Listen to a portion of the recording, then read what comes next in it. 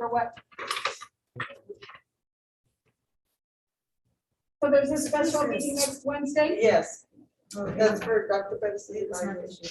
Okay, at 5:30? It was gonna be Monday, but he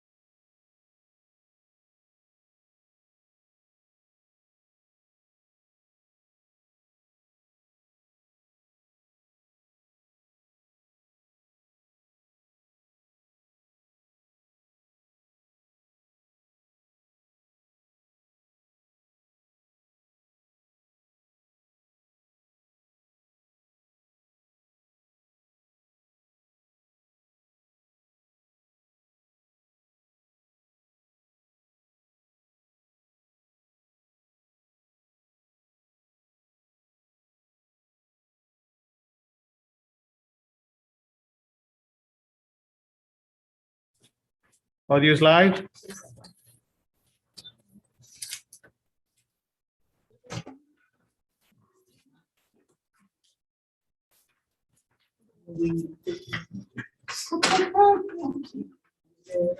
Supposed to know.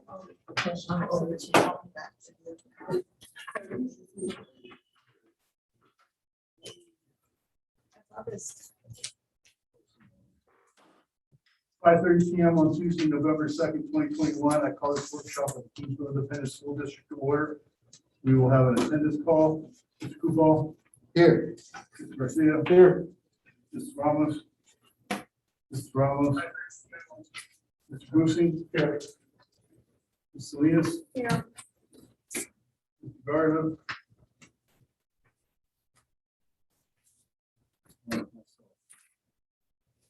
The record show there's a quorum of board members present and that this workshop has been posted in accordance with Government Code Chapter 551, State of Texas Open Meetings Act, Act 93, item number 3, public participation policy.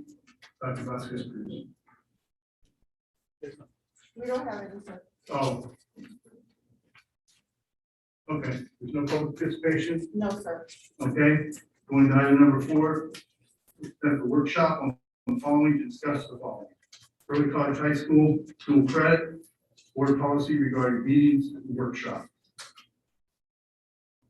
She wants to- We could start with the, I guess, early college one, Okay. or start with the The board board policy, doesn't matter. policy one's probably gonna be that long. Okay, What?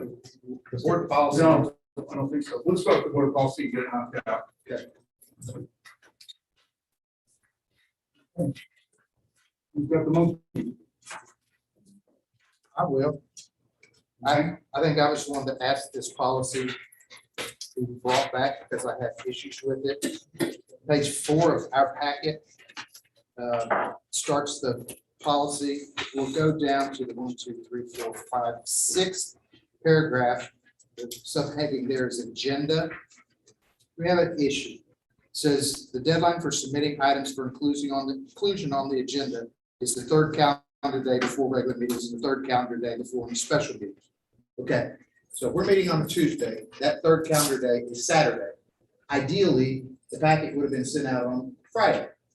So 3 calendar days is not nearly enough time to give the administration an ability to A, figure out what the issue is, and B, come up with whatever it is that they may need to present. And I'm going to propose that be changed to 7 calendar days. I'm sorry, what page you on? Page 4, Oh, it talks about board members submitting items for inclusion.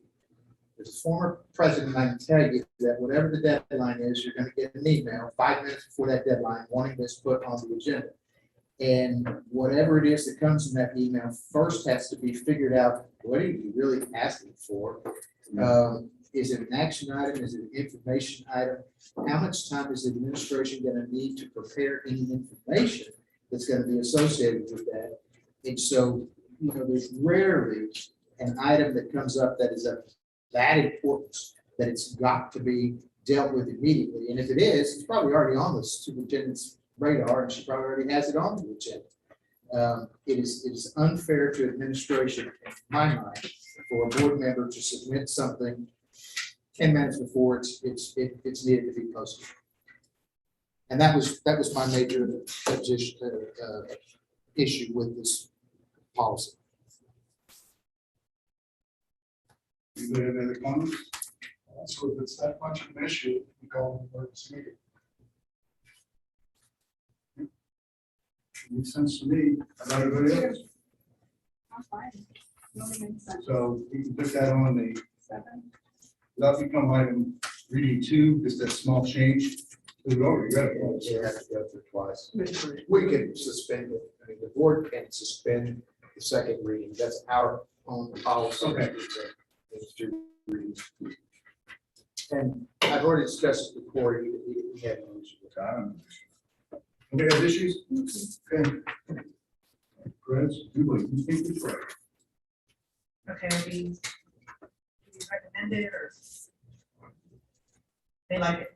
Vote? Yeah, it just on the next agenda. We'll add it to the next The board policy, meeting agenda. yeah. Okay, Yeah. We can't vote on it. No. today, right? Okay. Okay. Early college high school, next item on the agenda. Who's that for that? Okay, I think there were some questions that you had and you had asked for this to be part of the, today's agenda. So we brought information, for you and, This is one of the items I gave you before. Yeah. Yes. It's one of the ones I did suggestions for workshop. right. And, the first packet that has the brochure kind of is everything about early college and kind of what we've done this past year. But it also includes, I think you had a question about the 30, the 60, the 42 hour Yeah. plan. And so we put that in there too. But we can go over each page and just kind of share what we've included in the packet if you want. Unless you just want to go straight to,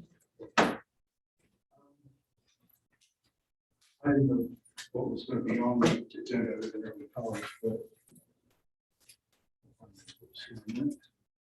because if we go through the packet, maybe it answers. Okay, let's do that. Let's go through the Okay. packet. That's in the other, right there. Okay. Right by your, Tony. Oh, this- Yeah, that's it. So we have the brochure, and then we have the summer bridge, information that we, just to show, you know, what they did this summer. We do believe we need to extend that. That was only a week, and we need to extend that. The intervention form that they use. The next page shows the dates of the TSI Prep that we're having on Saturdays this year. Has all the different dates and the requirements. Now, who goes to that, the TSI? Anybody who's interested in getting prepped for TSI tests, the tests that are coming up. Are we targeting a certain class? We're targeting, yes, definitely, but we're also opening it up to anybody who is interested in going, because now that during the AI block, they're getting the TSI prep. It's not just ECHS kids that are getting that. We talk about the. Sure. Yeah, that's a page. You'll see a page about it in just a minute. Okay, later on, okay. And then the next part is the actual handbook. Y'all saw this last year, but we have updated, of course, for the dates. And then the next page, it has about the TSI prep during the AI block.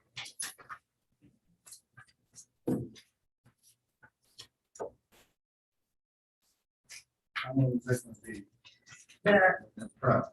the AI block is 30 minutes a day. What, 119 to 149? 149? And who's in that? Everybody is in an AI block, but the ones who still need to pass their STAR or EOC test, EOC test, they're doing EOC Prep. But the other students that that have already passed the EOC, they're placed with elective teachers or CTE teachers or fine arts teachers. And we've given them these instructions. We met with them on October 13th during the staff development day. And we gave them little booklets, the prep booklets from Cambridge, correct, Martha? It was Yes, from Cambridge. That shows them what to do with them every single day, the prep. So those kids are getting that. Okay, so the kids who have not passed their STAR, or did not take their STAR, Are in a are STAR, in a STAR specific 30-minute period every day, taught by 4 teachers. Yeah. Okay, so if you go into that class, and there's 25 kids, all 25 kids either owe us an EOC, or they owe us a pass test, basically. Now, I passed my test. I go into they should the, be getting this. they should be getting the TSI Prep. And those people have been segregated and screened, and you're in this pile and you're in this pile. Now, if some of them pass it, hopefully in December, What happens then? then we'll have to move to December. Or there's something else. Who checks this? Well, our CNI department, our principal as well. Ms. Ramirez, Martha Ramirez, for TSI. So if you want to go back and do a teacher evaluation, it would be totally legitimate to have a teacher evaluation on these kind of classes as well. Well, walkthroughs for sure. Walkthroughs. Walkthroughs for sure.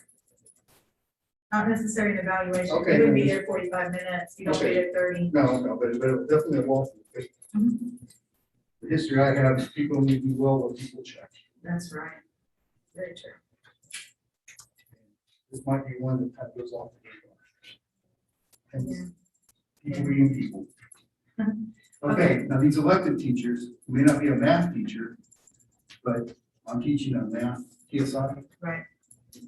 And what it says here, and what we instructed the teachers, is we let them know, you don't have to know the answers, because we gave them an answer key, and they're just very short, like warm-up type preps. So it may be one page that has 3 questions. And we encourage them to work amongst each other to try to figure out some of the answers, show each other how they're doing the answers, and that way the teacher doesn't feel like they have to know how to do some of these things. So if I'm the auto shop teacher, I got one of these, right? Okay, I look at the class and I got half the kids that need algebra, I got 40% of the kids that need English. Who do I teach? For TSI? Yeah. For the TSI, what we let them know is this semester, we're allowing them to pick the subject they feel most comfortable with. Who, the teacher or the kid? The teacher, Okay. the teacher. all right. So let's say the auto shop teacher feels more comfortable doing math, Yeah. then he's doing math for them. Okay, but I passed math. The TSI? Yeah, I passed math. So then that at the end of this semester, we look to see, okay, who still needs to be in? I mean, we just really kind of All right. getting our footing. My concern is it's 30 minutes every day is an investment of time. So if we're gonna invest that time, we're gonna get maximum return on that investment. That is focus on the need, not bypass. That's what you'll get. Right. I think it's a good idea, it's just, how do you execute? We have great ideas, but we're pretty poor in execution sometimes. Well, that has been the past, Yes, it has, okay? it has, So I'm hoping now. but I'm a product of that. But I'm hoping now things are moving in the right direction. I was very proud of our team for even thinking about doing this, because it does expose all of our students to TSI Prep. Once it's time, once they've already passed the EOC, and there hasn't really been that strategic type of plan for them to prep for TSI. Okay, It's a great idea, Dr. Perez. So hopefully it'll- No matter how you pull it off. yeah, well, the walkthroughs, we definitely are, and our CNI team is definitely also doing them, and I know Dr. Holtz as well will be doing them, now she's secretary. I'm sorry for the diversion, but. That's okay, I understand. Yes. The next page, this is just showing you all the number of students who are TSI ready per year. Chart that's the-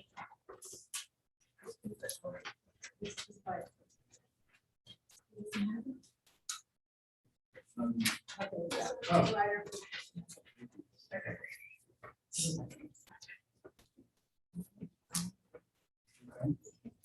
And just kind of letting you know that. So if it says, I wanted to see how. so if there's a number there, that means they're good in both. You took the test. Well, this is how many took the test. No. These are how many were ready, but I had asked if you could add, did you bring that sheet that shows how many actually took the test? So we can get that information to you too. I'm more concerned with how many passed. Okay, well, there it is right there, This is how many passed. so far. There, Yes. Yes, this is how many are TSI ready, which means they would have had to pass both the ELA Okay. and the math. Passed both. Yes, So we're worried about 2021, right? 2024, 2020 is out the door. right, and then 2021 is out the door. That was this past year, so there was growth. They grow up so fast. Yes, they did. And Okay, that there was growth there. And so now, as of November, we have 19 already, so we're projected to continue to add to that number. All of these, actually, We have a graduating class of 250. That'd be a 25% college ready. on the 2022 grades, Yeah, is that what you're saying? Yeah. Yeah, I mean, hopefully we'll, yeah. Right now, as of right now, they're 19, but like I said, they're still taking the prep and they're still taking the test. So hopefully we can move that up. I want to beat last year's for sure. Every year I want to beat those numbers. And when they pass that test, we got a point, right? No matter if anything else happens, Yes, they go into a coma, we still get a point. yes. Okay. All right. Answer that question. Doing good. Where I'm getting confused, we'll get into this later, I suppose, is we're really kind of addressing two different issues, one being the early college high school, and the second one being dual prep. Yeah. For the early college high school, which has predominantly in our district relied on coastal bend, is the TSI required for that also? Yes, it's For everything, I mean, before they can even enroll and do anything? In fact, Coastal Bend will let you take some classes and you don't have to pass the TSI. The freshman classes Well, normally, the Cougar, Freshman. like Cougar, I mean, you can get your foot in the door without passing the TSI. I think there might be a couple other ones. Up to 9 hours. You can take for Of courses your freshman and sophomore year without passing the TSI, but by your junior year, you have to pass TSI. All right, let me ask a more philosophical question. If we go back to 20 and 21, we've never had a real demand for dual credit, I suppose. No, because AP undercuts it.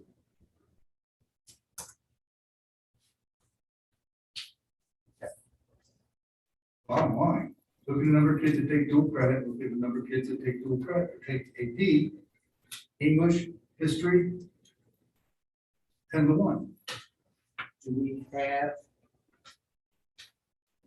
students really want to do dual credit and they just are having problems with the TSI? Or does it just not matter to them?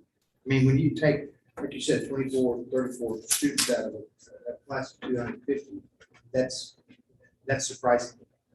Well, why, why do the work if I don't have to? Well, The pay's the same. okay, but you're limiting yourself to a high school diploma and all that kind of stuff. I'm looking at other districts around the area that the ratio is probably 50-60%. Because they've got parents saying, I can save some money. And you also have districts that have 10-1 ratio better than us that don't offer AP. Your choice is AP, or this is dual credit. I'll give you a perfect example. South Furious. They had 11 kids get an associate's degree last year out of a graduating class of less than 90. We had 201. Are they doing right? What are we doing wrong? And I'm not even putting the standard of success as getting an associate's degree. I'm putting the standard of success to getting your 30 hours. No, I agree. In fact, I'm not a proponent of kids getting their associate's degree. I think it's, high school's high school, have some fun. Yes. But No, take advantage of the opportunities that we are providing. 30 hours is more than enough. I agree. My question is, are the numbers driven by ability or desire? It's hard to say because we've got such a crappy passing rate on AP for many reasons that Dr. Perez has discussed in the past. But until you fix that, it's not even a relevant question, right? Because they're not ready to go into an AP class or a college class anyway. But you take the kids who take AP and you look at their passing rates, and they're pretty damn respectable. And their grades are a hell of a lot better than mine were. The take AP? No, they take the dual credit. Okay, correct. Hey, my freshman year in college, I'd have taken that C in English. It looked sure better than that F I got. So I think the kids, and I think you pointed this out before, they make a choice. But the choice is not a good choice simply because it's almost, nobody very much respects it. It's the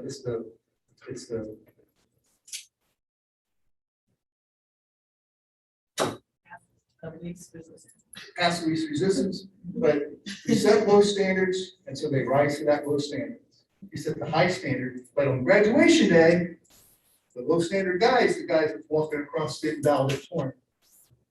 That sabotages early college high school. There's no reason why we should have an early college high school that's every bit as good as Rivera's, that's every bit as good as South Brooks County, but you gotta stop sabotaging it. And it starts, my biggest thing is, it starts at AP English 3.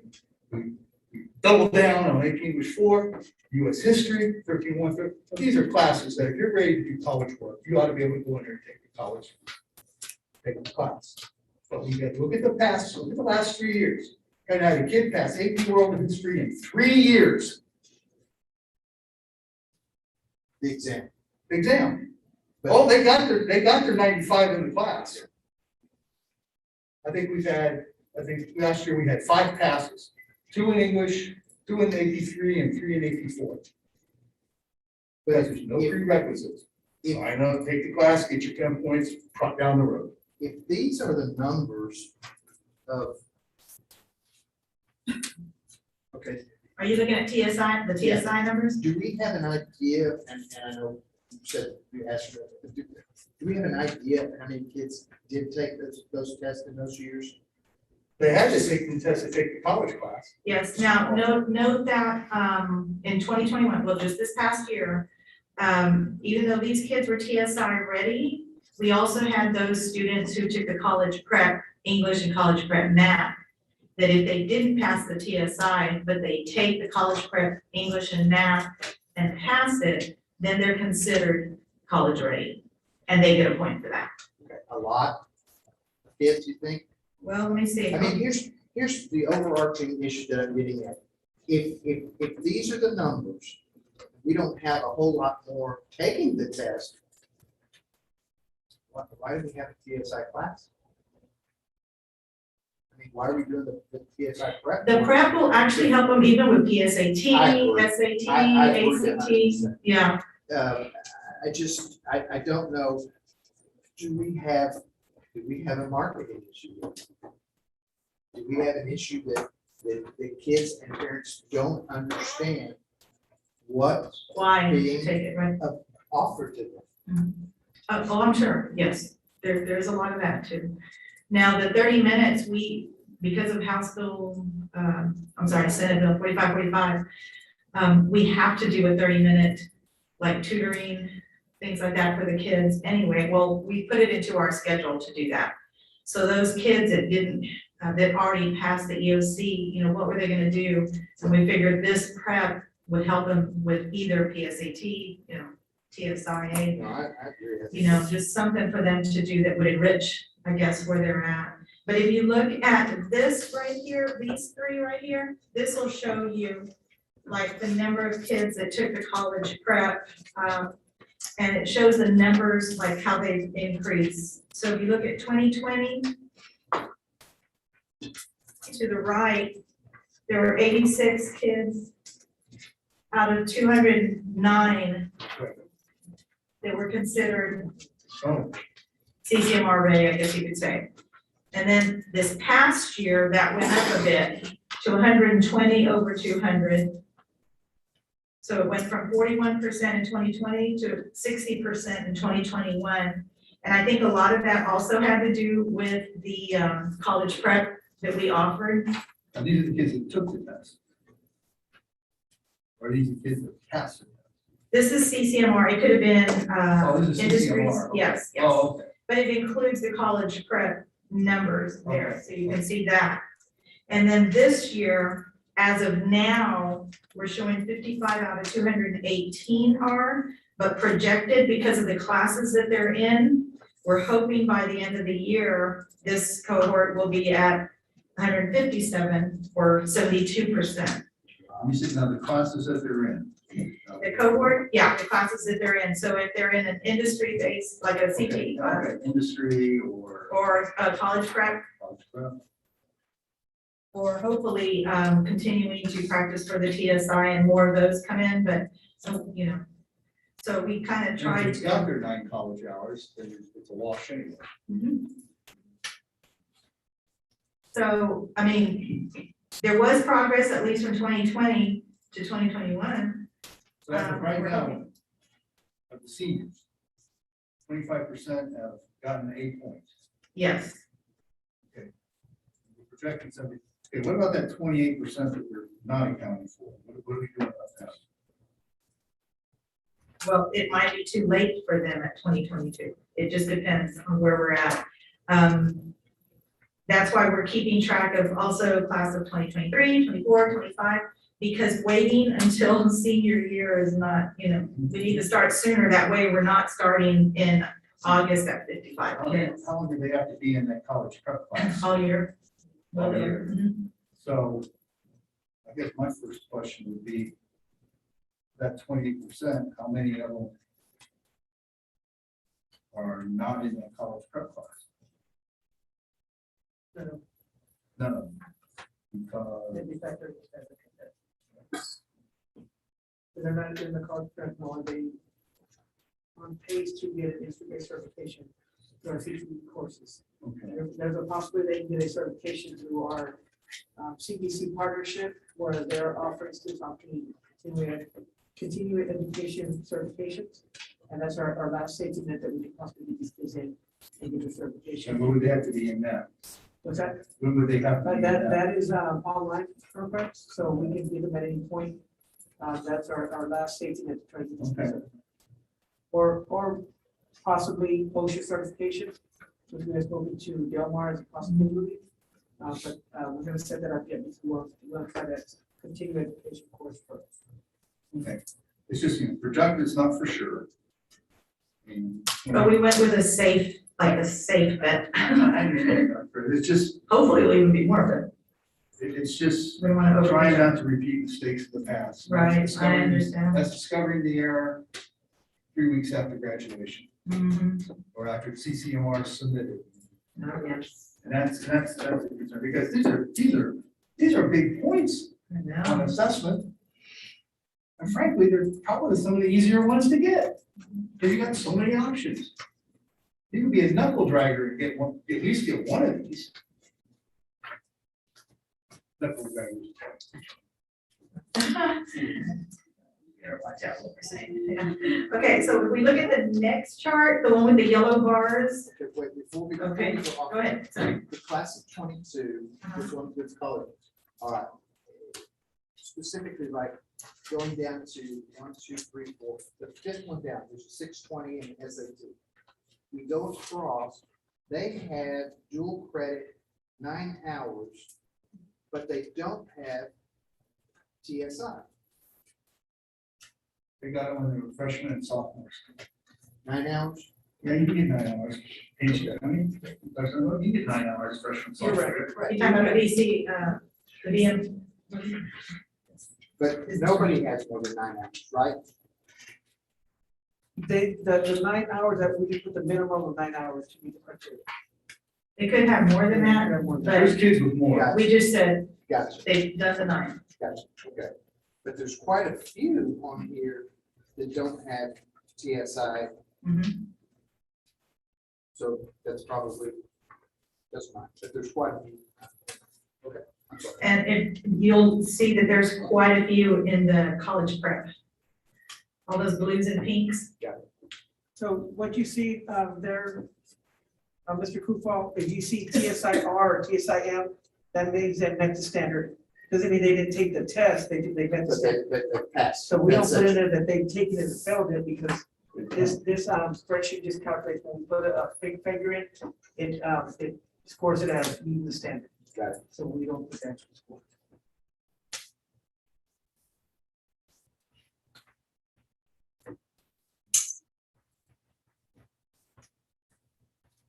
So if you look at the next one, it's the bar graph of yellow. These are the students in college classes per cohort. It could either be early college kids or just kids in the dual credit. This,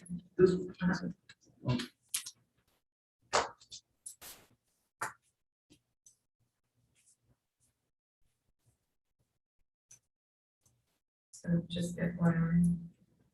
these are the kids that are in college classes right now, Mhm. 12. The whole school, 12 seniors are in 12 seniors. that are in college classes. Is that trouble anyone? Well, Why? these kids have been there for, this is their 4th year in high school. This is the year they should be banging them up. They should have all their high school stuff pretty well done. But it tells me that there perhaps been weaknesses in Right. counseling these students in pathways, clear pathways. You gotta throw COVID in there. Okay.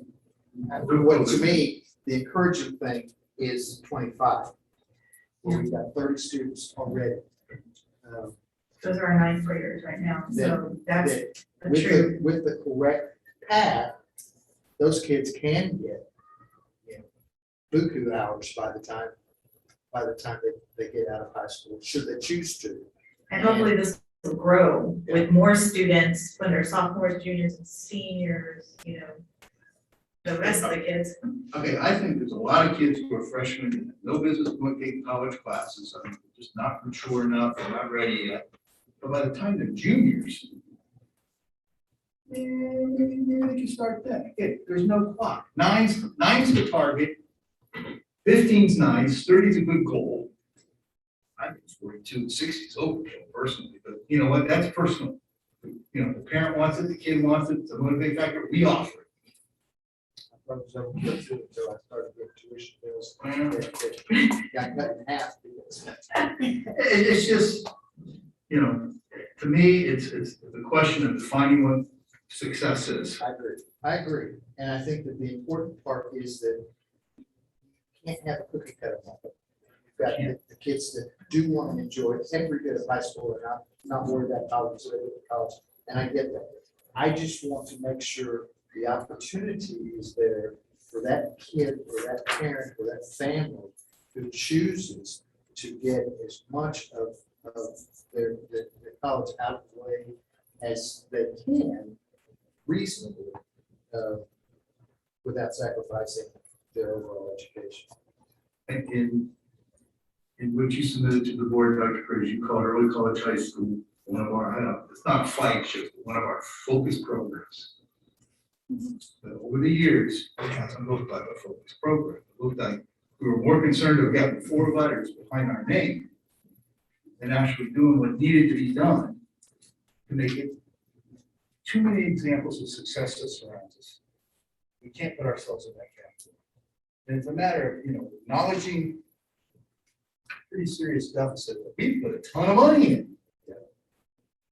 And it's not a question, the groundwork hasn't been done. The groundwork's been done, it's the tweaking that hasn't been done. It's the follow-up that hasn't been done. And I think you're right on the counselors. You ask any counselors, they can tell you, these are my top 10% kids, these are my top 25% kids. Manage them. You know, I don't think it's an impossible thing because those kids tend to manage themselves anyway. It's just a matter of getting them in there and say, this is the class you need to take. Well, let's call your mother. That's simple. I don't think that happens. Not with, well, 2023 is kind of optimistic, I'll admit, because that was COVID too, Brian. Yeah. I noticed, Dr. Pettis, that in 2024, we have a drop. Mhm. And I think Brian mentioned earlier about maybe our marketing Mhm. towards that. Are we doing it? What do you see us? You know, we doing? talked about that and that the freshmen, when they were freshmen, that would have been the COVID year. Right. And that's The drop. tough. Yeah. Yeah. That was a tough one. So hopefully they'll grow for next year. The strongest, so those were our sophomores. That means they were in 8th grade, correct? Yeah, they were in eighth grade when COVID happened. Last year as ninth graders, we were remote the whole year. So yeah, our marketing that was a survival year. So now as sophomores, this is how many they have. We still have an opportunity to grow that for sure for next year. As juniors, I'm hoping by the time they get to next year, their bar will shoot up as well. But especially if we get them TSI Prep. That's the COVID for that I think I would be aiming TSI at the most. I'll be honest with you, 30 freshmen seems awful high to me. I mean, I'll take it, but are they really screened? Are they screened? Or is These are it- the kids, the majority of those are the early college kids, okay? And we really hit that hard in the spring about targeting them, having them come to Summer Bridge. We didn't stop it at the 25, even though the ESCH coach says you gotta cap it at 25. We went to the 31 or 30 or 31. We were at 31. 31. So it's all of them. And made them go to the Summer Bridge, doing the TSI. They have to take the 6 hours of prep before they come. So it is a true number. I'm not questioning the number, but that 31, well, some of those kids aren't really college high school. Some of those kids are just straight dual credit, right? No, not in the freshman. Everybody, all these blocks are early college high school. No, just the first. Just the first year. 2025. 2025. The junior class has 77. Okay. The truth of the matter is, our early college high school program has been kind of non-existent. prior to this. Sure. I mean, there was no organization. So we're, just not to confuse, well, so we don't confuse terms. Dual credit is a category of kids that do not meet the criteria for being in early college high school. Right. Well, No, that's Not that they don't meet the criteria. No, just the like- early college high school has rules. You gotta be this, you gotta be this, you Yeah, gotta be but this. it was geared, First time. right, it was geared to a certain group of people, first-time college students, those that probably would never even conceive of going to college if it weren't for this program.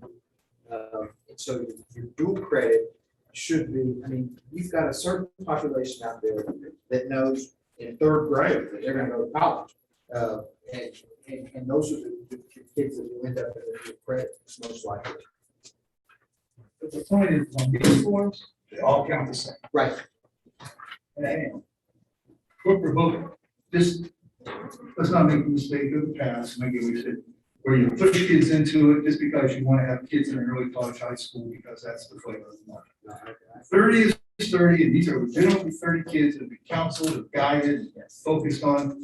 Then I say, take the grade, you know, it's 30, I'll take 30 over 25, I'll take 50 over 25, if they're all legit.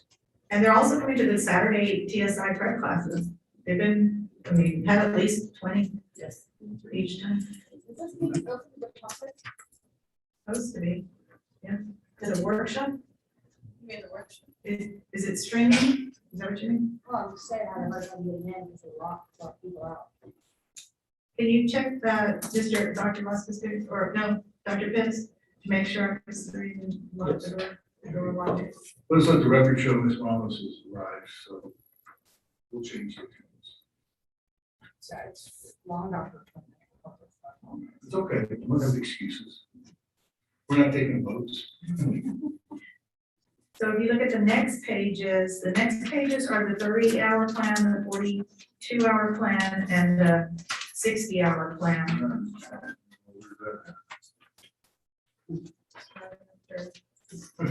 Sorry. And this would be brand new, starting with. I mean, this would be maybe this year, but certainly next year. No, this year for sure. Okay, This is the refrigerator thing, right? love it. Absolutely love it. And there's flexibility within this. I mean, if I don't want to take this one, but I want to take something else. Yeah. Like music or art.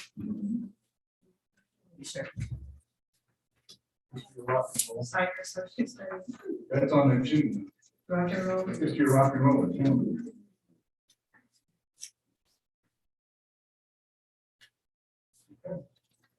Now, when when we're marketing this to the kids, we don't need to gravitate to the purpose. Before it's always, if you can get your associate's degree. Well, that's not that's a marketing of, last year, that was a market of one. You know, I think we should start at the other, is that you get your first semester of college knocked out pretty easy, and it is pretty easy.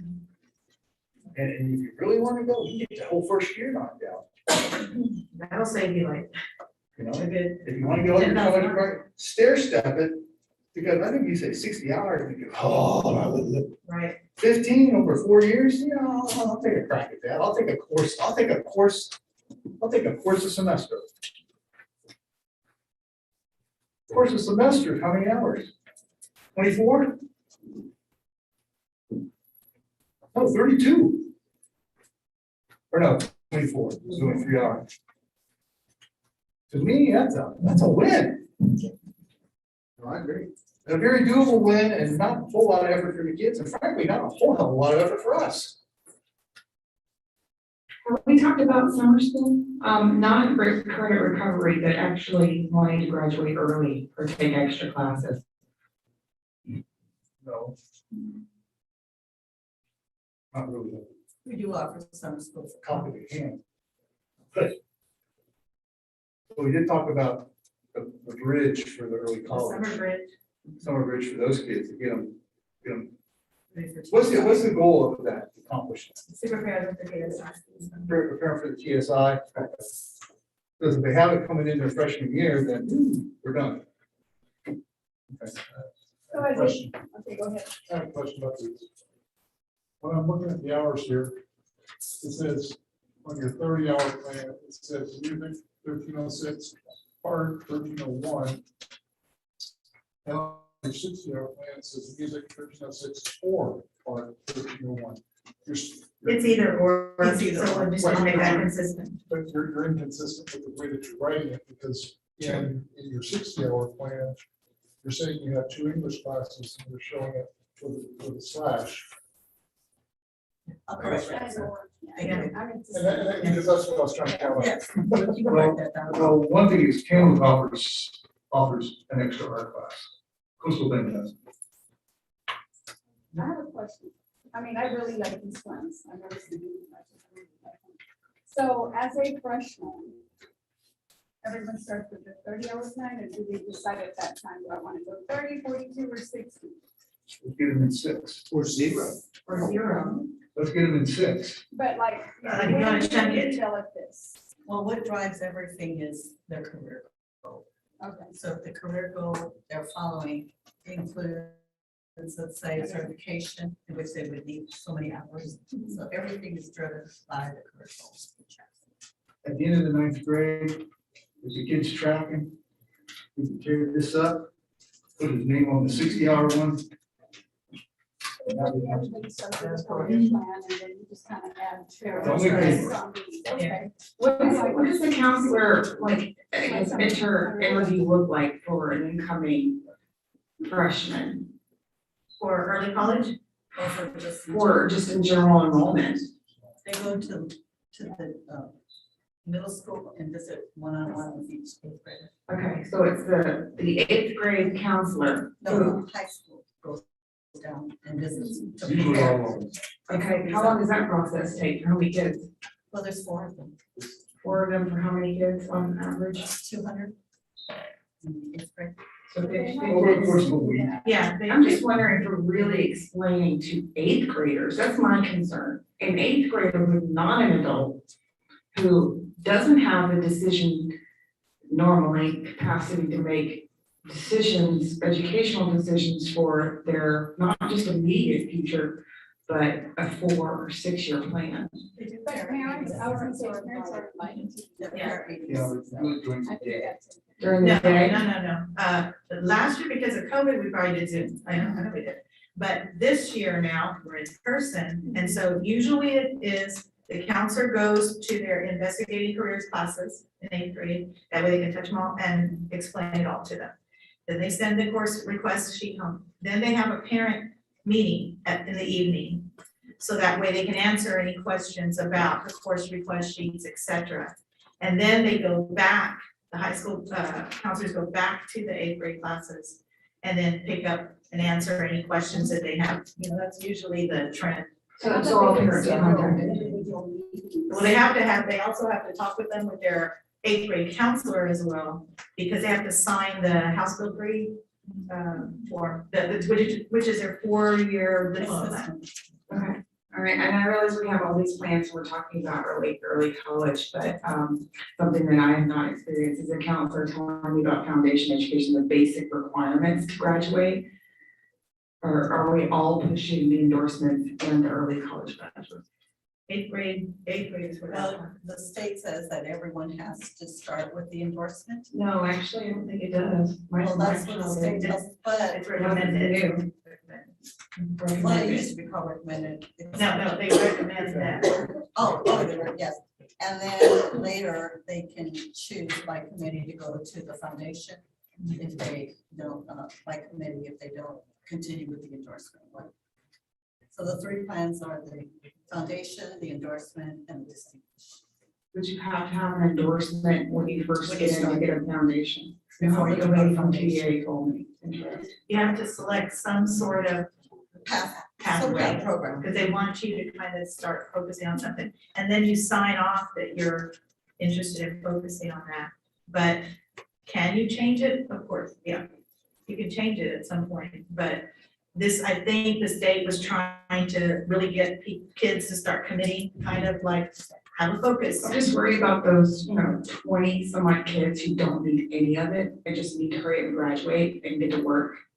And not worry about certification and endorsements or early college. That's not Those what are minimums. Those are the But minimums. that's not, I haven't experienced, I'm not saying it's here at KISD, but I haven't experienced at any time, that being offered. And when I speak to other parents, they didn't have a clue what even that was. Because it has to go through committee to choose the foundation. They want kids left behind. That's pretty much, I think, their mindset when they made this. They want kids left behind. They don't want Oh, they kids don't? left. No, they do not What want goes kids to the left. committee? If you want to choose the foundation plan, it has to go through a committee with the parent, the student. You're relinquishing the, Is that a Foundation KISD is policy or another No, way of TA it's saying- from the state. Foundation's My a kid nice has way of that, I saying have minimum. that. Is that correct? Exactly. Foundation's a nice way of saying minimum. right, yeah. It's the same policy that Call was it in what place it before. is. But going back to 8th grade, you know how you said you go when you have a parent meeting, you have you go through the classes and you explain your, the different programming and at what point do you actually like finalize the plan? Do you have an individual parent student meeting to finalize the plan before they start high school? Or it's all done in a large group? No, well, like I said, in 8th grade, the parent and. So there is an individual meeting at the end after the parent night and then it's an individual. Or they can meet with the scheduled counselor if they meeting. change their mind. Right. And that would be the 8th grade Right. counselors, yes. But what I'm saying is like, you don't set aside 2 weeks for the counselors to be at the junior high and, Oh, come up with a schedule and say from 8 to 9, Delma's coming in, from 9 to 10, Johnny's coming in, and Angie, and with her mom, and we're gonna finalize their plans. Do we do that? We did that at Memorial, yes, where the counselors would set up specific times Right, for each individual student, and we would come in and meet with the parents. with the well, student that's and the good, parent because that's what to- I've seen, and I think it's. Right. And they would finalize their plans, their endorsement, Okay. and then this would follow them to, of course, Well, that's Usually good. they That do was it pretty by exciting. That would classes, don't happen. they? Don't they normally bring in by English classes? no, through investigating careers. Oh, because okay. Every But student when has they to come in take. and talk to the counselors It's in in the library, that's usually by their specific English class. Because not everybody's taking careers at the same time, correct? Yeah, they stay either for a couple They either days. take investigating careers or take out. Or take. Okay, either So they're or. Either pulled through, Okay, but they come in as a class. no, Mhm. pre-COVID, the counselors from H and King would set up specific times for the Okay. 8th graders to come in. Bottom and meet line with is the student and the parents, student, parent, kid. yes, Well, that's. and counselors. Yes. I just want to interject real quick because I did just ask her that one of the things that we actually start with is at the junior high, because all of our students are required to take an interest inventory. And that just is an inventory required by law, give our usually 8th graders, 7th or 8th graders, so that they get the response to find out what is their quote unquote interest at that time. So that helps to guide the conversation between the counselors, the students, and the parents regarding that Johnny's interest is heading in this direction, and then sharing with them the coursework that will be offered at the high school to help complement that particular career. I know Kingsville currently also we're using Zello, and Zello is a wonderful product that I've used before because it introduces students to new careers and jobs that may be available that number one may not be yet developed either here or the types of training or basic pieces for our students that are finishing their minimum requirement or those going to college, all the different array of courses that will complement that. I can only speak to the years that I was a counselor for many, many years, both at the junior high and particularly at the high school. And what we find is that our students evolve over time. Their interests change. They get exposed to a lot of different opportunities and say, whoa, I want to change now from this to this. And it is our job and our duty and obligation to be able to show them the foundational pieces of what they actually can take at our high schools. So I can tell you that right now we're looking at doing just what Dr. Williams mentioned across the board at our schools to provide our students and our parents an opportunity to come to the table with the counselor. Probably the best, Dr. Bettis, presentation I've seen is when the junior high counselors meet with the high school counselors. Because the junior high counselors know their students and the high school counselor is there to say, this is your student for next year. This is what I know about Johnny. And this is what I'd like for us to work together to create that plan. And so I am assisting also the district counselors and we're putting together that plan for this year. How is it going to look? It will look different now that COVID is behind us. And we did meet 2 weeks ago with Cardonics, and they're helping us already creating our master schedule for next year. The first thing we did was we already established a timeline of events that are going to occur because I don't want to wait. So that's going to start very, very soon. What's Cardonics? It's the company that's helping us with master scheduling. It's I used it when I was, both districts that I was at. It's fabulous. It's fantastic because it allows, I wish y'all could have seen the demonstration so you could see what I'm talking about. You can literally create different, like if you say I want an 8 period day or a 7 period day, the computer system will do it for you and it doesn't take days to create one master schedule and then create another master schedule. You can change it according to different variables. How much does this cost the district? Is it? I don't know, it's what? It's what utilize this one? Throughout, no, it's throughout the year. They're gonna come, they're gonna compete with us about at least 4 or 5 times and then constantly be consulting with our counselors to make sure they're training them in creating a master schedule. Our counselors, our registrar, everybody that, our principals, everybody's learning how to do master schedule. It's not gonna be just one person knows how to do it and then there's all these sorts of things that are correct. No, we didn't use that. Cardonics. Cardonics? No. Last year? No. No, this is the new guy. This is gonna be, yes, and this is, I think I had to talking to y'all about that I cannot wait until we're gonna start planning for the next year master schedule because we're gonna do it right. We're going to start from the get-go. What's your relationship with Tam about, yes, seeing how their classes and their degree plans would fit our master schedule and what we offer here and the transfer credits and all that stuff? What's your relationship like there? Okay. Yeah. Well, they're working with us, to make sure. Now, I wanted to see if for the spring we can get a couple of classes that might be like first thing in the morning You know, we would help with transportation, maybe if several kids would decide to go. So those conversations are just not gonna start. But anything we've requested, like they helped us show Charlene how to use the AccuPlacer to look for kids who had taken the TSI there. That wouldn't have come on our data, so it helped us with our CCMR. They've been helpful. We had some sort of discussion where you were trying to make it where if they did make a C in a class and it was dual credit, that didn't count, which is GPA or something like that. Yes, and that is for our grading guidelines that we're looking at.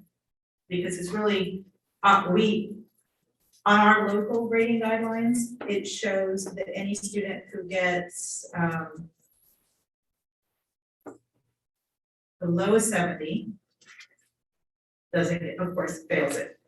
But if they get a 69 in the dual credit class, they get the college credit, but they don't get the high school credit.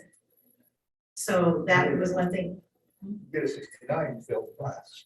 Yes, you failed the class here, but you don't, but you get the college credit. D gives credit, Count. just college. Oh, 69, oh, you're talking about they get a 69, and- College. They get the college credit, but they don't get the high school credit. but you get a 69 in the high school class. You failed. Well, at least we're backwards on both ends. Well, I think that's another reason that people want to take dual credit. Is because if they make low grade and they don't make an A, or they don't make a B, not and scholarships. And you know what? They're not even thinking about that. They're thinking about top 10%. That doesn't even enter into their mindset. I'm just putting this out there that once again, we're finding a way to hamstring students. With the quiet bigotry of low expectations. We set them up. We'll let you take five steps closer to the pins when you roll the ball. That's what it is. It's low expectations that's been tolerated for years and years and years. And the way you fix it, you just gotta fix it. You cut them off at the knees. With support. You got all the support you need from me, I'll tell you right now. So, In answer to the question of how well is to move supporting our requirements at the high school, page 15 of the handbook shows the 27 courses. I believe you worked on this, Dr. Sandoval? Last year, yes. yeah, the whole change. 27 courses that they offer that count for high school credit for the college class. My concern is how well this translates into one of their programs, Perfect, into what? one of their degree programs. Those are the common core. Their degree programs, because those are all common core. Yeah, this is just. All Tampa courses are common core, so everything. Well, my daughter's taking a degree program at Tampa, and I think like 2 fall down this list, so why would she want to spend the next, take another 4 or 5 of these courses and be a waste of her time? I Well, think that's what I'm trying to. I mean, if you look at that list, it's freshman English. Yeah, but College history. engineering, there's like 1 or 2 of these courses. Well, on no, there that's a third or fourth year level course for most of those classes. Yeah, the more she takes, the less aid she gets in the 4-year degree. So, Again, 30 hours, I can find you 30 hours on that 42 hours that are all common core, that's common to every major. Engineering and basketball. In other words, Crosswalk they is all good, need, it's solid. yeah, they all need Englishes, they all need math, they all need science, they all need social And studies. he's- Yeah, and then he's- she may be utilizing, Well, utilizing she may credits for the degree, she won't get aid at like her senior year. Again, that makes a point. So why would 60 she wanna take 60 should be our courses that are target. available for the degree? That's what I'm just trying to figure out, how many degrees at Hammond don't require me? All I of guarantee there's them. 1 or 2. All of them. All of them. No. All of them? Engineering might No. require 1 or 2. Engineering takes none of your math courses. Okay, Yeah, but it takes your English and your history. No, I agree with that, but I'm just trying to say. That might be 1 or 2, that's what I'm trying to say. Instead of a kid taking 7 or 8 of these, Yeah, but when wait a they're only minute. required to take like 1 or You 2, that No, could put a no, hurry it's- on your it's senior not year when 7 you're or trying 8 to tell them, hey. Here's what we said, there's no cookie cutter to this. I mean, it's like, yeah, every kid's gonna be individual. But if I've got a kid going into any kind of major, and I can get their history, their poli sci, their English is Government. knocked out of the way, then I think just as a parent, say an awful lot. I know Haley showed me there's literally 2 on it, but it's amazing. No. It's just like a business. Let's trust you, you can get, a kid can get any major, you can find at least 42 hours on that crosswalk. And they would all count, every one of them would count. Yeah, like that education, business, sure, but what about, specialized degrees? That's what I'm just. That really specialized like comes your money junior and senior and a year. certain degree if their child is. Well, that's where I think the 30-hour plan will work, the 42-hour plan, the 60-hour plan might be somebody that if they know they're gonna be an engineer and you're saying that the maths won't count, then maybe they do it, but. Yeah, 30 hours. Easy. Easy. So 30 hours. Now, argue you Not probably got 60-hour 42. plans. If they go warning like 60-hour plan, this is the degree under at Hammond, don't take the 60-hour. That's where their counselor comes in. I don't know, this is over my head, and I'm just kind This is where I made of. the point. Sell 15 first. Sell 6 first, then sell 15, then sell 30. Ramp it up. A freshman has no clue what he's gonna be doing 4 years down the road. And that's why I say, just make sure that you call the college counselor. That's all I'm asking for. Is that we have some way that we make some sort of arrangement that we call college counselor, come in and say, this works. The concern about having family teachers come to the campus to teach a class, our agreement that we signed with them last week, or we said you have to have at least 10 kids in the class for them to build a class. We don't have that many kids going to Chamber, do we? No, So it's kind of. we need to build it. Yeah, You need to build it, but that's down the road. because the ideal situation, in my opinion, would be if you could get to a level 5, 6, 7 years from now, where you have all of these college campus, all these college classes taught at the high school by either our teachers or their teachers. I don't care whose teachers they are, as long as they're qualified to teach it. It's easier to plan with your scheduling, you don't have the transportation issue. And as a parent, I want my kid to get as many college credits as possible, but as a parent, I have a little problem with my 15-year-old wandering around a college campus. I have a problem getting there. Yeah. Now, look at your numbers, 31 and 31 freshmen. They all have to take, they're all taking, what was it? Education. Education. 100 right now. That's two right there. There should be, and we have a teacher that teaches it. That's the HM King teacher that teaches that class. That can be put in as a master schedule, first period, second period. And they're on campus. Then when the sophomore state Well, computers, the freshman year is first semester is education, the second semester is the BCIS. BCIS, that's the same 30. At least a freshman, we gotta be able to set up classes on campus, alternating first period, first semester, second semester, split them up, that way you get enough to. That we can at least do. You could really do a parent favor too, if you could have all your college classes at 8 o'clock in the morning, so you can teach a kid that 8 o'clock in the morning is when you check college. Don't really wanna go. Well, again, I mean, it's not a bad plan, it's a matter of the tweaks. It's all the tweaking.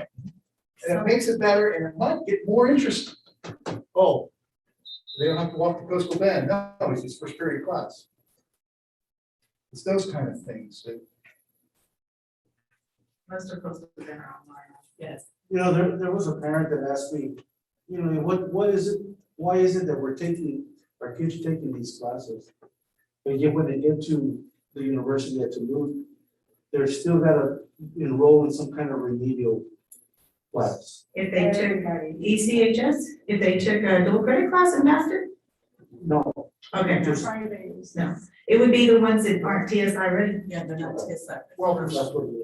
there's also, for instance, if you come into the College of Engineering and you're taking the classes that you have, like the math classes that you have here. For College of Engineering, they're considered remedial classes. Because you start off the first semester with calculus one. So it's a matter, but in a lot of other things, we do accept the classes.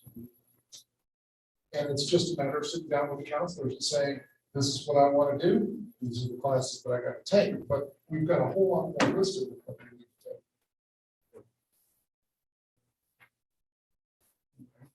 Are there schools, Dr. Pettis, that, and I'm not sure of this, but are there schools that, once they graduating class has graduated, their counselor then will come over to the junior high and start with that group of kids coming up until they see them all the way through? Is that Yes, something as a that? matter of fact, the senior one now is the freshman one. Like the senior one from last year is now. They follow them through. But it doesn't go to the junior high level? No. Yeah. Okay. But they don't start at the junior high track on them. Yeah, Because they have all these movements. for sure. Yeah. But they do start them as freshmen, which is fairly easy to work with. I think that's good, as long as it's under 4 years. Right. So they really get to know them. They messed up the Thursday.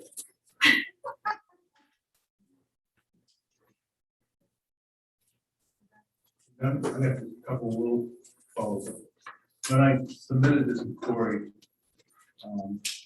this ties in with the early college high school. I suggested that we look at the high school social studies department. And there's 2 classes that the State Board of Education approved that I think would be the perfect fit for us, and it would feed maybe more interest. And that's ethnic studies, Mexican American, and ethnic studies, African American. And use that not as a replacement for, or it can be a substitute for world history. Or if you want to take world history, I think, school has what, 85% demographic Hispanic students, that would be a good fit. And it's already on the books. It's got a page number, the whole 9 yards. And if nothing else, just to gauge interest, and then African American studies because it's also there. If they want to take world history, and don't forget, for most of our kids, world history is a kind of an extra social studies. You don't really, I mean, there's only certain conditions where you need the for social studies. What? World geography? Yeah, that was, Which one's the? world geography is the one that they have the option. Oh, okay. But we've already got it built in, I need to change it. And as a consideration, well, if we're gonna have those 2 extra social study type courses, I would say that this would be an excellent opportunity to kill AP World History. Because it's not on the crosswalk. Not something that's on the TMU crosswalk. And we've had such a dismal performance, 0 for 3, and that means 0 for 3 years. But this might be a time to just very quietly let it go away. It has no effect on GPAs because the freshmen don't even know what it is. The sophomores have already gone through. Whatever's on the books for the juniors and seniors is on the book. And it falls very much in the same category as when we kill Latin and when we kill French. You might kill world history? No, until AP World History. Oh, okay. Just kill it, don't offer it. It does not violate our policy because we just say, if we offer it, you'll get your 10 points. But if we don't offer it, there's no 10 points to. And it's also an issue with grading and policy, and you can't change it midstream because, first of all, it's our policy, and second of all, nobody's perfect. Nobody's penalized by a class. Seniors aren't penalized, the juniors aren't penalized, the sophomores aren't penalized, but they've already had it already on the books. The freshmen don't know what it is.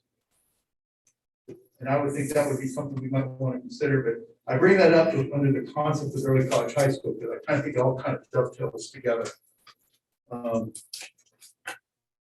This is excellent, Dr. Perez. The team is The 30-60-90. teamwork works. That's excellent. And Like I say, if they're tracking above the 30-hour thing, you tear it up and you start a new one with the 60 hour. But, Well, you know, we have to sit down with parents, and all this information right there. Right. And they can follow stuff. Right. There's a STEM pathway, there's a multidisciplinary. I really wish that we would look into calculus and university physics, not college physics. University physics, because if we're looking at getting people ready for advanced degrees. I think and I don't think that you can go to university for this. I think you have to go, there's a physics group or something out there. But I think you need to look at Cal 1 and Physics 1. And having those two lists, and that's gonna make it to where people, right now, they're hung up on Cal 1 and Physics 1, and they can't go any further. So they're not eligible for scholarships. But if we teach Cal 1 and Physics 1, university, Calculating. calculus 1 is that. Instead of, as far as y'all go up the street up, well, this year, past year, we did teach calculus. We have a couple of kids taking. so I'm not saying doing, I'm not talking about doing that here. If we make it possible for them to get the physics and the calculus, then they can get, they can make that jump and still get scholarships. But what we're doing right now is we're locking people out of scholarships. It is available to them. It is available to them. That is good. As to credit. Yeah. I'm looking at page 15 here, and the only thing that goes up to trigonometry. That should be an easy ad. And that's what I'm saying. It should be an easy ad. I'm just saying. I agree, yeah, but I mean, it meets the criteria for a dual credit class. Because what we said here is no one can ever be an engineer. How many? Those are your You little fine print readers, you. I don't think that's what we're You do saying. this all the time.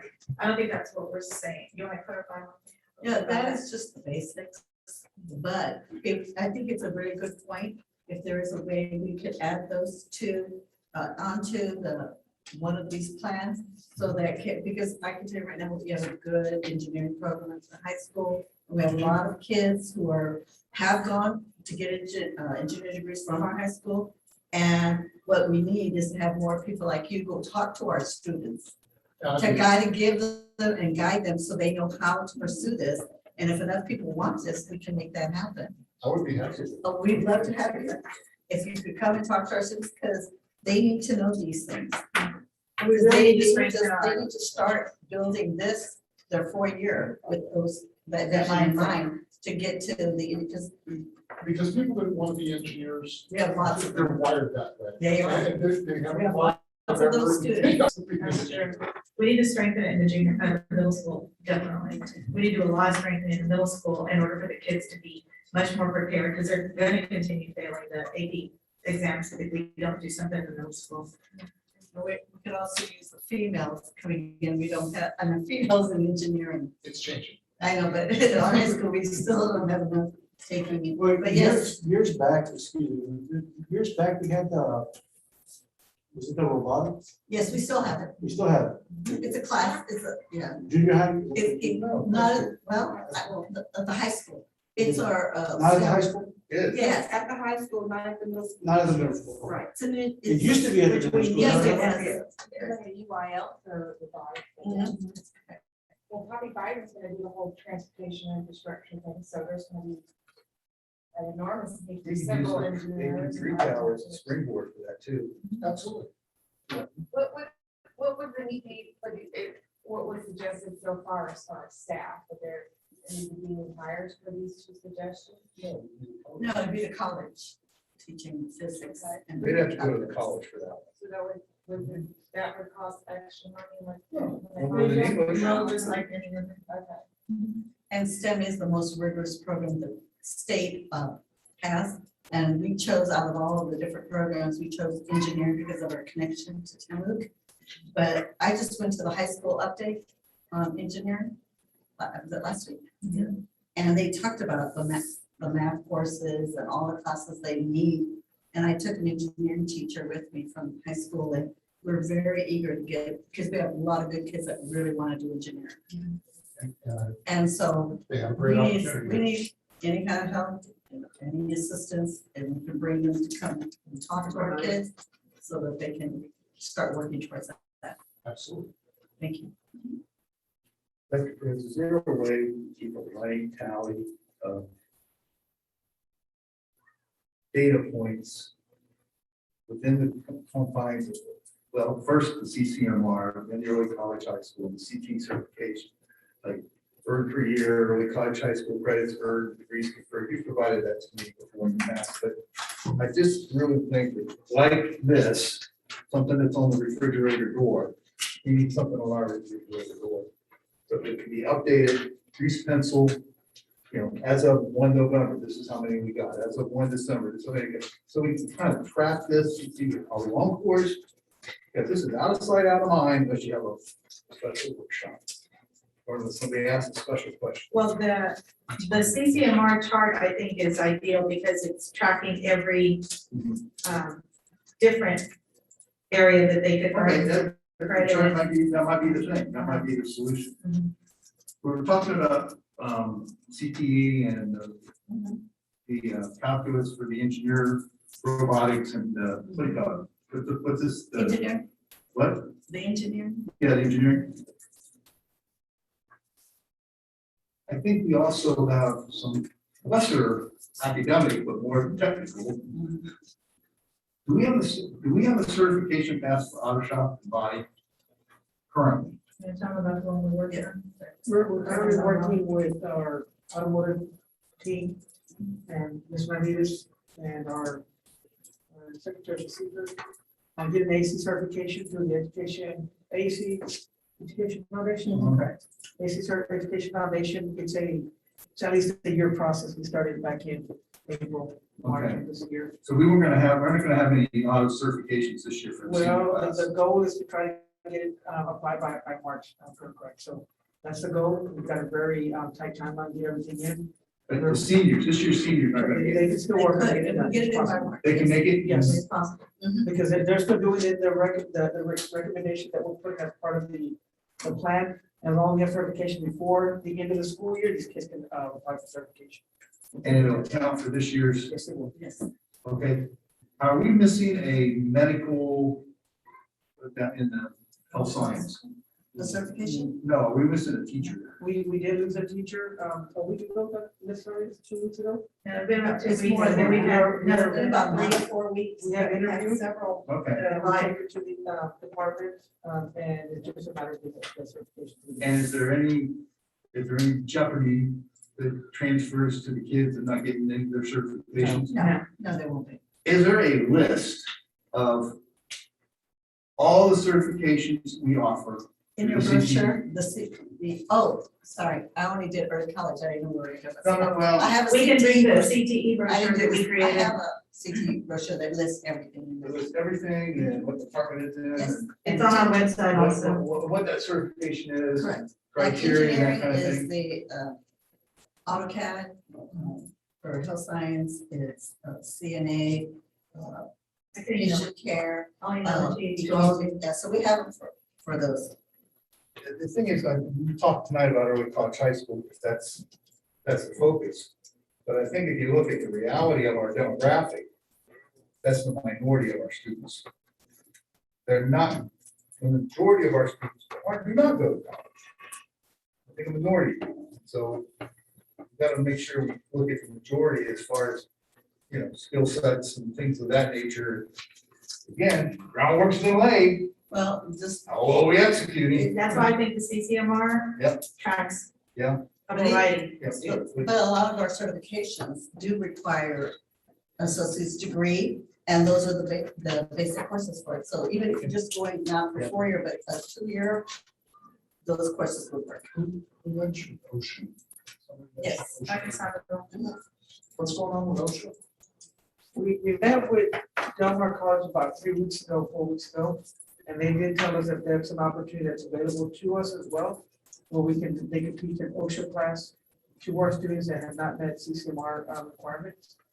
I mean, if I could, another person to speak to is Randolph Creel at the University here in town.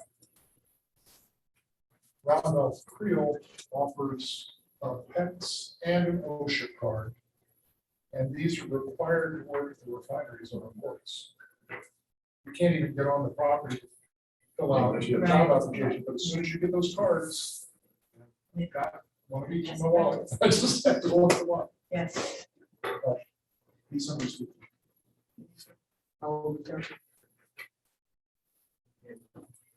last thing that I asked Corey about when I submitted this was, we need this, again, I'm gonna bring it up because like Ron, this is sort of falls under the idea of the IHP insurance. I complained about that for 15 years, but that eventually started to get fixed a little bit. So I'm gonna complain on this for the next 15 years. Got two bills of grease, AP assessment. I think we need to consider the cost effectiveness and the impact that AP classes have on our overall academic program at H&K. I think it affects early college, high school, because we don't get credits. It also undercuts class ranking. We all know that to be true because we're such data-driven people, the data don't lie. You know, they're redundant because everything that you do an AP class in, we do a college class in. Redundancy costs money. We're already short teachers, and so when you have an AP class of 30 kids and it ties up, that's 2 periods if you teach regular English or regular history. And again, these kids are pulling up 50%. I know you said it doesn't happen overnight, and you're absolutely right. But I think at some point in time, you got to and say, fix it at the 8th grade level, fix it at the 7th grade level, fix it coming up, and revisit the issue 2 or 3 years down the road when you actually have a viable opportunity. And again, compare that pass rate with kids who actually go to college. It tells me that there's not the same group of kids. There's a few kids in AP that actually work at the college level, but don't, because they take the easy way out. We need to take the easy way away. It doesn't affect you.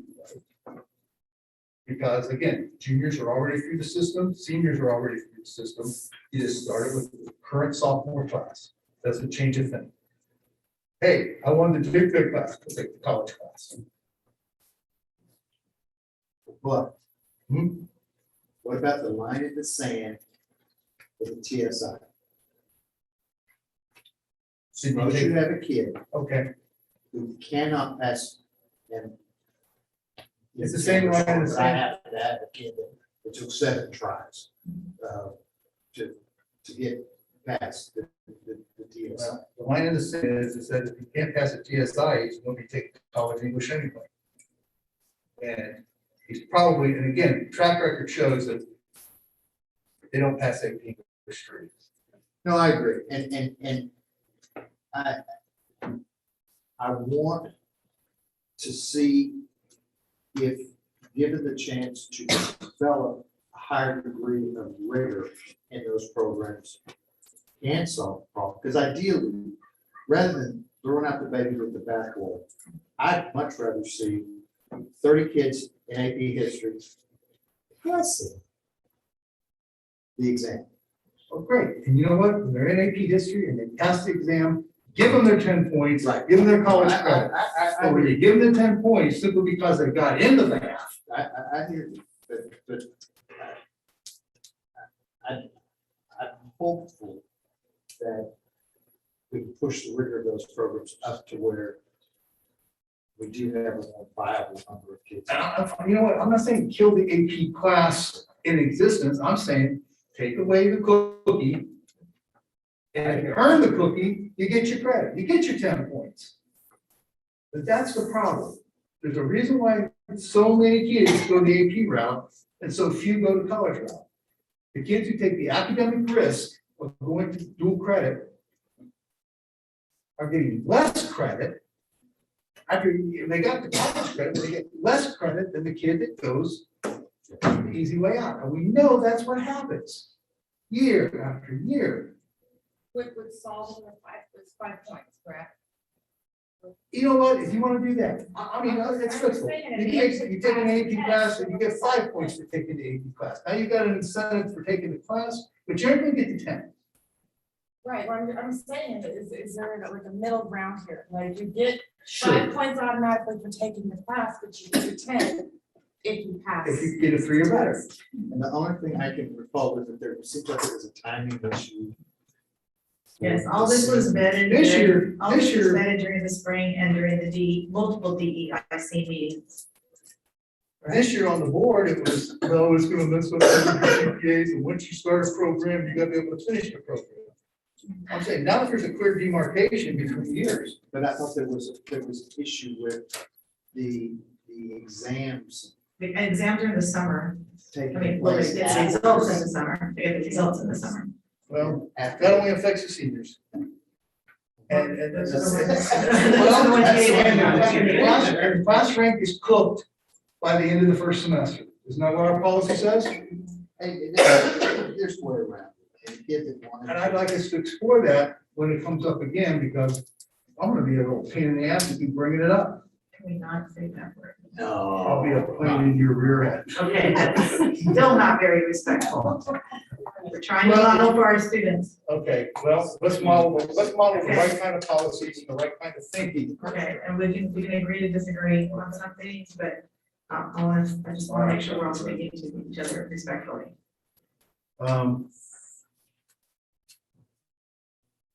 Anyway, I just think that makes it more consistent. Minimizing the points in AP classes is a solution. I can go along with that solution. For years, I've always watched the graduation, and I kept thinking, I don't think that kid really valedictorian. I think the kid with 42 hours is a valedictorian. Then I find out those classes weren't waived. So maybe he was a valedictorian. I think we're, again, incrementally fixing, let's just go all the way and fix it. Okay, I'm off my soapbox, Dr. Perez. Okay, thank you. We might get home in time for the answer. Yes, go ahead. But that's it. I mean, that was all that was on the agenda, so, I guess you. I gotta close it. Okay.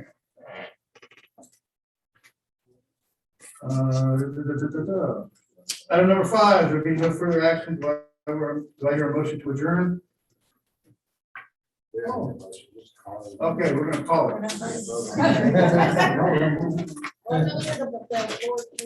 We did that one already. Okay, all right. What were you?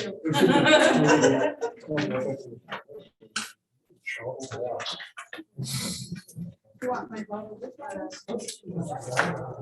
I got one for it.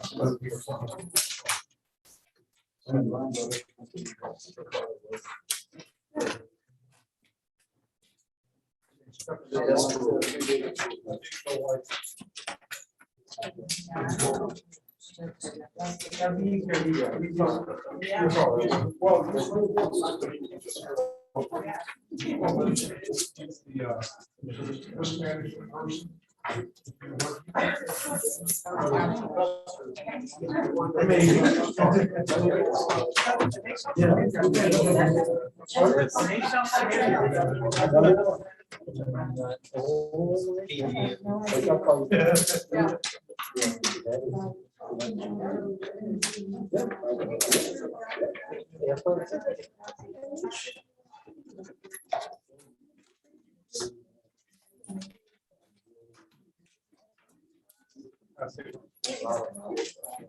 Okay. Our next meeting is.